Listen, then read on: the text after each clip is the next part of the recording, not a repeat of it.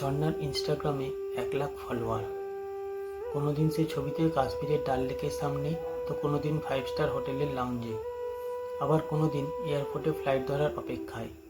ছবির নিচে কেউ কমেন্ট করে, তোমার জীবনটা যেন একেবারে স্বপ্নের মতো সুন্দর। সে শুধু রিপ্লাই দেয়, গ্রেটফুল। অন্যদিকে অরিত্রী, তার বান্ধবী, সেও পোস্ট করে হাসি মুখে, নতুন নতুন পোশাকে। কিন্তু তার লাইকের সংখ্যা ওই সামান্য। স্বভাবতই ওর মনের মধ্যে ভেসে ওঠে হীনমন্যতা আর চাপা ঈর্ষা। এরপর শুরু হয় নিঃশব্দ প্রতিযোগিতা।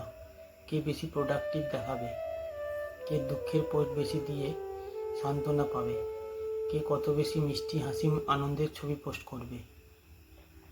তাদের নানান ভঙ্গিমার ছবি আর পোশাক দেখলে মনে হয় পৃথিবীর সবচেয়ে সুখী মহিলা তারা। একদিন স্বর্ণার পোস্ট আসে না, 1 সপ্তাহ চুপচাপ। অরিত্রী ইনবক্সে মেসেজ পাঠায়, সব ঠিক আছে তো? স্বর্ণার উত্তর এলো, না। কিছুদিন পর জানা গেল স্বর্ণা বহুদিন ধরে প্রচণ্ড মানসিক নির্যাতনের শিকার হওয়ার ফলে জীবনের চরম পথ বেছে নিতে বাধ্য হয়েছে।